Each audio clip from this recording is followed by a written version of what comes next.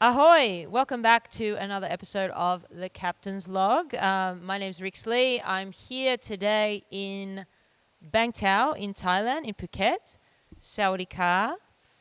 And I'm actually podcasting today from a very special place. I'm recording this at BangTao MMA and Muay Thai. And this place has a very, very special place in my heart.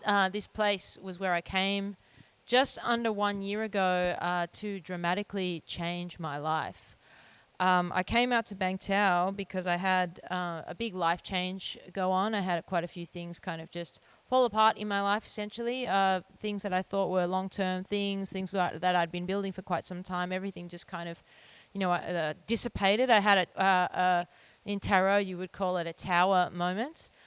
And I was really distraught, and it left me in a place where I wasn't really sure what I was going to do. I needed some time to kind of work on myself, and thankfully I had an intuition to come out to Thailand, to Phuket. And I had a friend, Angie Pa. I reached out to her. She's a professional Muay Thai fighter. Her partner is John Wayne Pa. He's a professional Muay Thai fighter as well. I knew they would know where to go, so I reached out to them, and basically Angie was like, mate, like, you have to go to BangTao because BangTao is next level. It's got jiu-jitsu, it's got MMA, it's got Muay Thai. You'll have a great time. It's on the beach. So just go out there and train with those guys. So here I am. In the very room that actually my friend Jared and I trained in for most of the time I was here.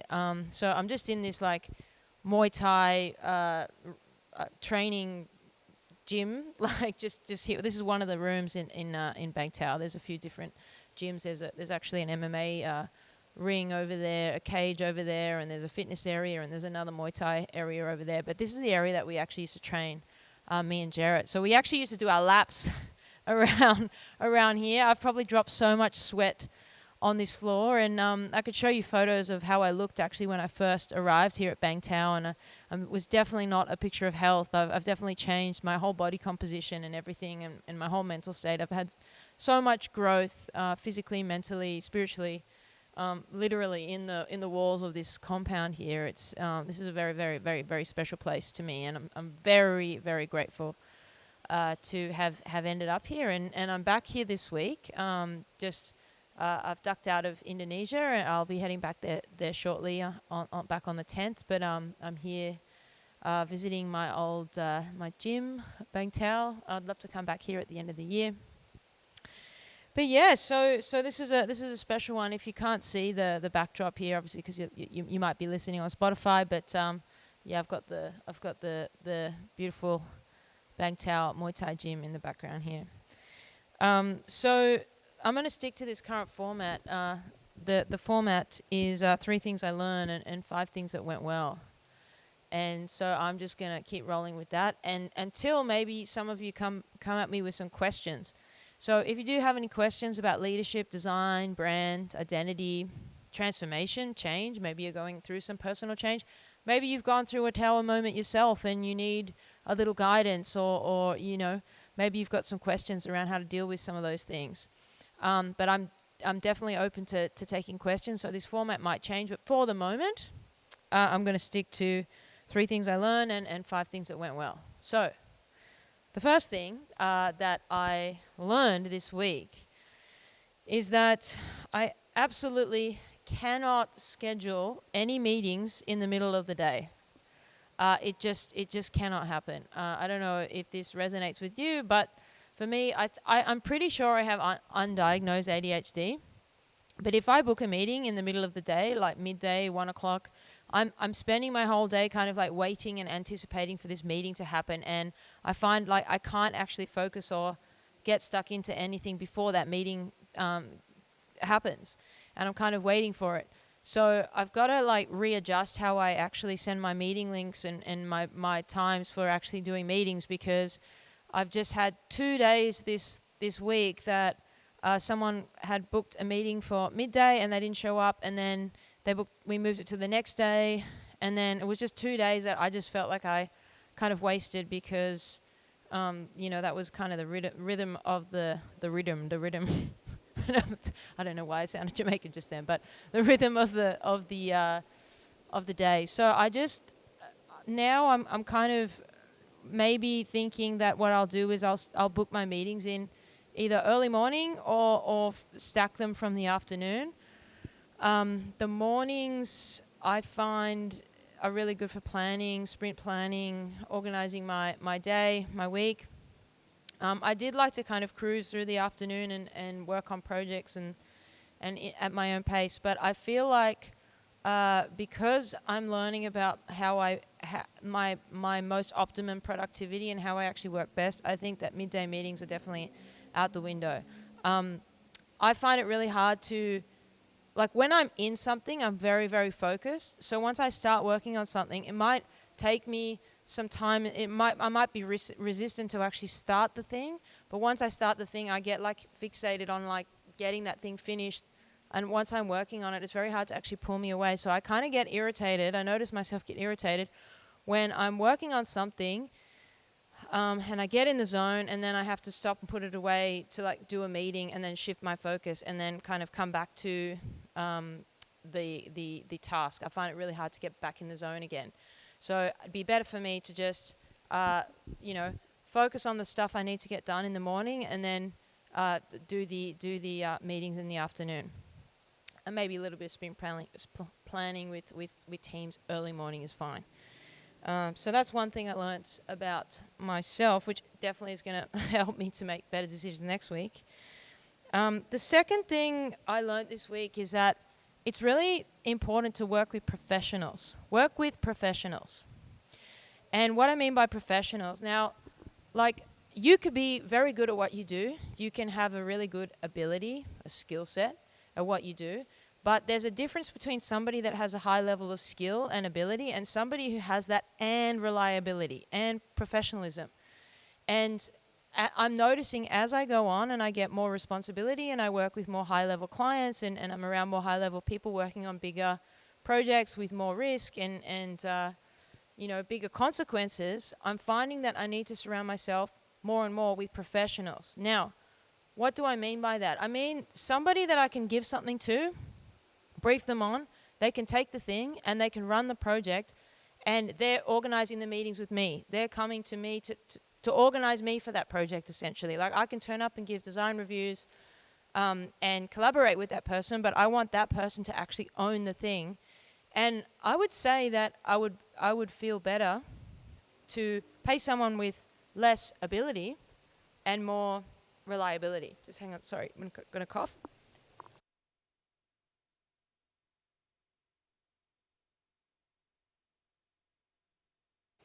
Excuse me, I'm back. So I think that if you are a creative out there and you're wanting to make more money, there's only one thing that you can really focus on, one metric that you can really focus on, one algorithm. It's your earning potential is down to your ability plus your reliability. Okay, so your reputation is based on that. Your earning potential is based on your reputation. And your reputation is about your ability plus your reliability.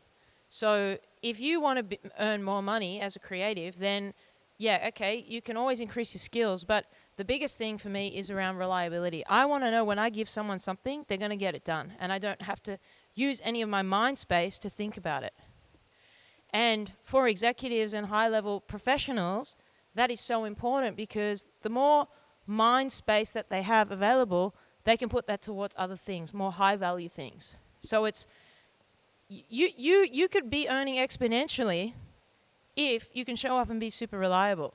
And to me, that is super, super valuable. And maybe some people don't really understand what that means.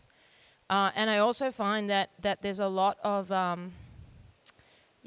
there's a real lack of leadership around the place.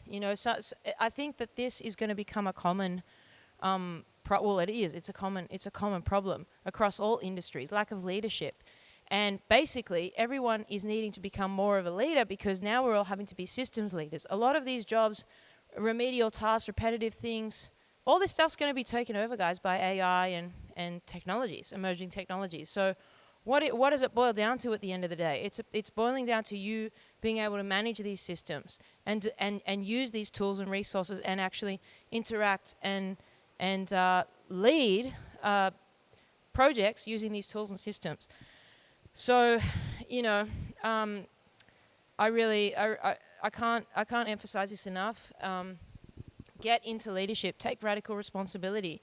If a client wants to give you feedback, if they're not sure what's going on and they're telling you, hey, I don't know what's happening, are we meeting? What's going on? Haven't heard from you. Hey, these have been the best places to actually contact me. If you want to reach out, WhatsApp or email, please contact me through here. And you don't do that. And the client's giving you feedback, me, saying, hey, I'm really not sure what's going on here. Please let me know. You know, take that feedback on because, there's a reason why the client's saying, hey, not sure what's happening with this project, and adjust your process, you know. Be proactive in reaching out, be proactive in organizing the sessions, and be clear in the communication. You know, no place for, that's another thing I'm also noticing is that as you go up the ranks and you start working with more high-level creatives, visionaries, executives, bigger responsibility, there's no room for fragile egos. You know, it gets lesser and lesser the space for that as you go up because people like that are very efficient, you know, to get more done. There's no room for all the fluff. You know, you just got to say it how it is, call it how it is, you know, do a review, get the feedback and move on to the next thing. There's no room for that. It's business at the end of the day. And we can have fun and obviously be respectful and kind. But I think, you know, sometimes people get a bit overreactive when feedbacks kind of come their way, or, you know, if a client starts asking questions about what's going on. So just be aware of that. Pay attention. You know, how are you actually making somebody feel safe in working with you? How are you actually guiding someone to make them feel like they have an understanding of what's expected and what's going on and what the deliveries are and what the journey is of that project? Because your ability to do that there is going to lead you to more earning potential. And if you're an executive, like I'm sure this resonates with you. You just want to just know that thing's being taken care of. You've briefed on it. You don't want to have to be brought back into it. Sure, maybe at points for reviews or feedback, but now that thing's being owned, you think it's being owned, you don't want to have to take ownership of it again. Hang on, I'm going to cough again. Hang on one sec.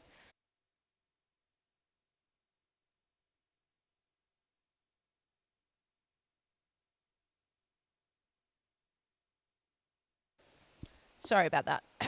Not sure what's going on. It's very, very humid here in Phuket right now. And I've just turned off all the fans, so it's quiet in here, and it's like 30 degrees. Very, very, very, very humid.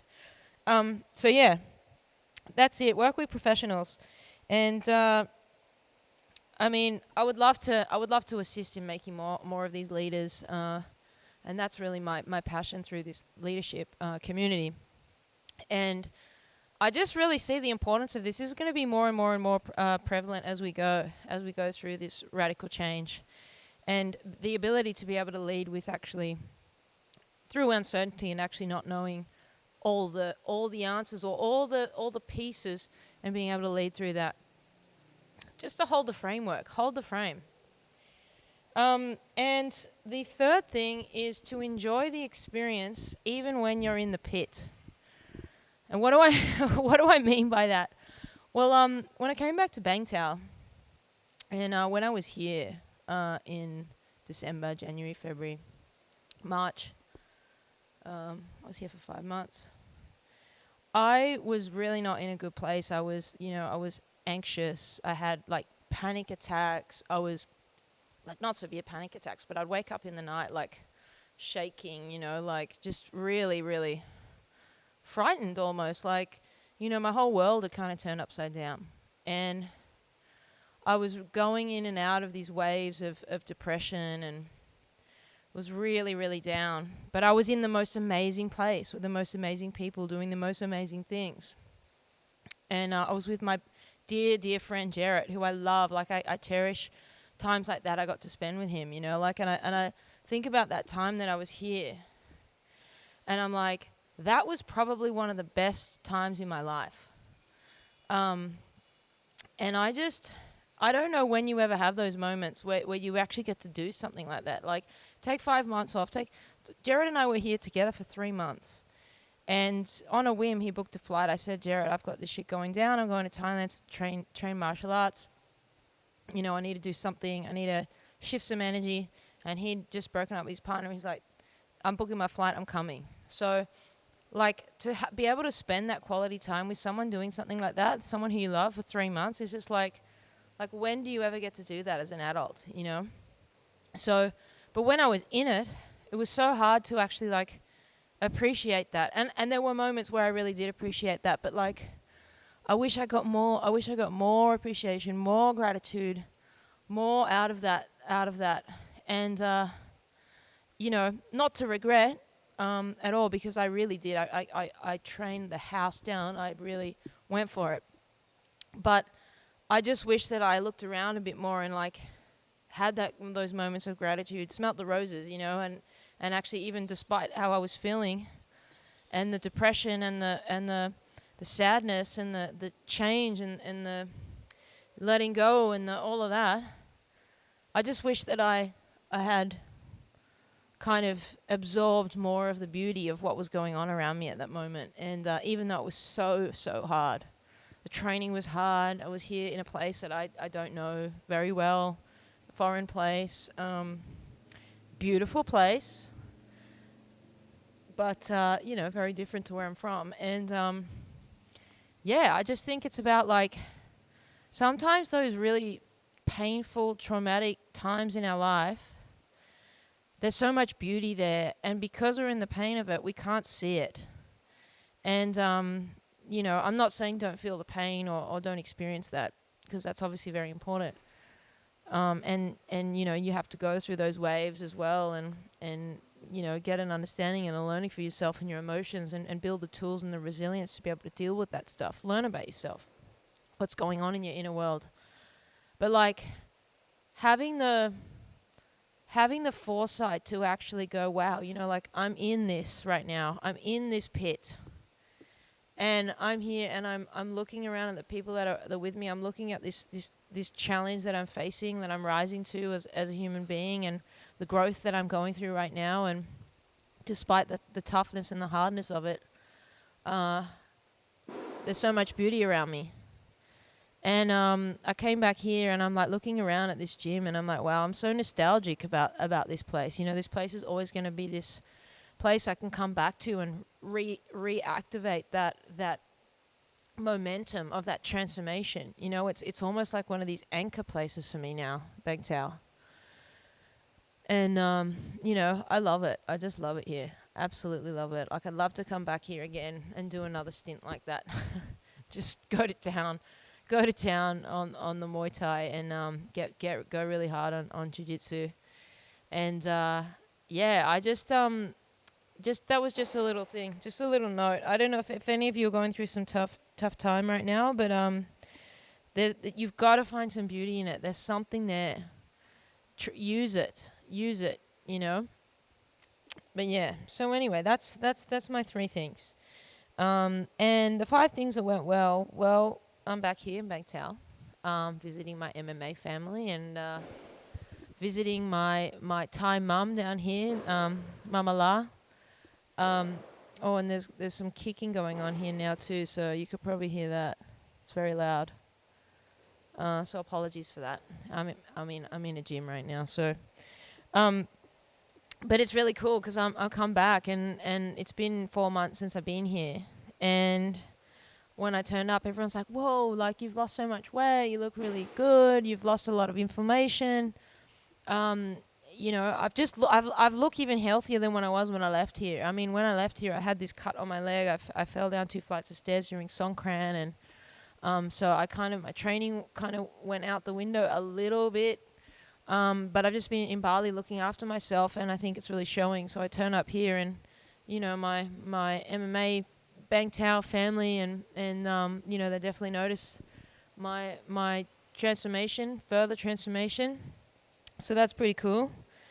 And I'm making some really good progress on the revised strategy for Love Out Loud. So that's a client win. I'm going to deliver that strategy in the next couple of weeks. So we're working on some cool stuff there, and that's all going well. We're building out some artifacts, some personas, some user journeys, and Nick's racing right now on the school community. she's gonna end up teaching me about school soon, which is pretty funny. And then the other thing that went well, I've noticed something about myself. I'm getting really good at traveling. I'm getting really good at just packing up my bags and getting on a plane. And there's all these little hacks that I have now about like just making it really easy and fun and an enjoyable experience. And just all these little things that you kind of don't really think of, but you kind of end up learning when you live a little bit of a nomadic lifestyle. So I've just noticed that I've just become really good at traveling, which is cool. And my client Graham, he just hired a new manager, Samantha, at Cappuccino's, which is really, really cool. So so Graham's building out his team there, and he's got this really cool manager who used to work in some restaurants in Melbourne, and now she's working on the team at Cappuccino's, and it's just a really nice addition to the team in Botswana. She's from Bots, so she's come back to Bots, and I'm really looking forward to that for G, because it's really hard to build a team, especially in hospitality. Hospitality can be one of those industries that's very like transient, and it's hard to kind of retain team members. So that's pretty cool. I'm very happy for G there. And I've also booked in a couple of podcasts for this week. So let's see what happens. So I'm hoping to do a podcast with Peter Fornick, who's my kettlebells coach. He's a kettlebell coach here in BangTao. And I think I've talked about it a few times before on this podcast, but I'm really into kettlebells. It's really part of my regular training routine, and I really like kettlebells because it's something you can do really easily. You can pick up a kettlebell. They're usually in the corner of some gym somewhere, and no one really uses them. But if you know how to use a kettlebell, you can get, not to show off my guns here, but like, I had nothing when I got here. I had nothing. And so, I love the kettlebell. I'd love to include the kettlebell trainings in the leadership, and I'd love to maybe even do a weekly group kettlebell training on the leadership community. So I'm going to talk to Pete about how we organize that. And then I've got another one, Jurgen, who's an Ironman coach here. Jurgen Zach, he's an Ironman coach in Phuket. Used to be, I think he was like a world champion Ironman. I don't know his exact pedigree of his tournaments that he's won. I need to do a little research, but I'd love to talk to him about mindset and training and running a marathon, because I think there's something in that with your mental state and the kind of things that you need to overcome when you do a long race like that. Your own mind, how you overcome your own limiting beliefs, or wanting to quit, or and there's a lot of comparison or similarities there between marathon running and, I think, starting a business or running a business, long term. It's like, how do you keep going, play the long game, run the marathon rather than, running a sprint. So looking forward to talk to Jurgen. So those are some things that went well, but other than that, I think that's about it. But yeah, just if you have any questions, like I said at the beginning, please let us know, because I would love to start talking a little bit to those on these pods and make it a little bit more interactive and engaging. Do give me a follow on social media. You can follow me at Rixley on Instagram, at Captain Rixley on TikTok. That's right, on TikTok. At Captain Rixley on X. I think that's my main kind of platform. You can also, click below and follow the leadership. Join the leadership. Enlist in the leadership. Get on board on the leadership, because I'm going to start opening that up soon. I'm going to send a little newsletter out to everyone who's enlisted into that next week, just to kind of give everyone an update of what's going on there. But I'm just kind of like working on some values and kind of the first kind of modules to onboard everyone onto that leadership. So definitely, if you're interested, just apply. And that's it. That is it from BangTao MMA and Muay Thai, Phuket, Thailand. Kap Kunaka. And I'll see you, everyone. I'll see you soon, everyone. Next week, obviously, Sunday, we'll record another one of these. And hold fast. Ciao.